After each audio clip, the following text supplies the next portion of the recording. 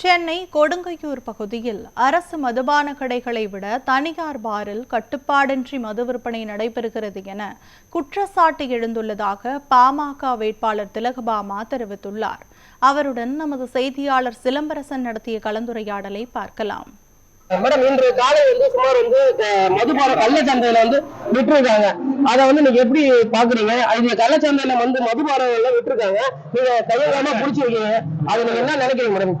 தொடர்ச்சியா தமிழகம் முழுக்க இது நடந்துகிட்டு இருக்குங்க. தமிழகம் முழுக்க இது நடந்துகிட்டு இருக்கு. எல்லாருக்கும் தெரிஞ்சிருக்கு, காவல்துறைக்கும் தெரிஞ்சிருக்கு. நான் போன போது எல்லாரும் சரக்கு குடிச்சிட்டு இருக்கிறாங்க.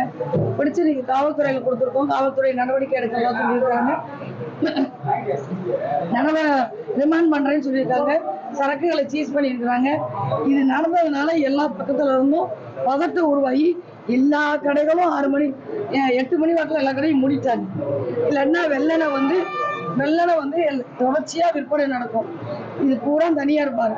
காவல்துறை தெரிஞ்சுதான் நடக்குது. காவல்துறை உடனடியாக நடவடிக்கை எடுக்கணும்னு கேட்டுக்கோம். தேர்தல் ஆணையத்துக்கு புகார் கொடுக்க இருக்கிறோம். எந்த அளவுக்கு நீங்க தேர்தல் ஆணையம் உங்களுக்கு வாக்குறுதி கொடுத்திருக்காங்க மேடம்? புகார் அளிக்க இருக்கிறோம். அவங்க வாக்குறுதி எங்க கொடுக்குறான்னு சொல்றேன்.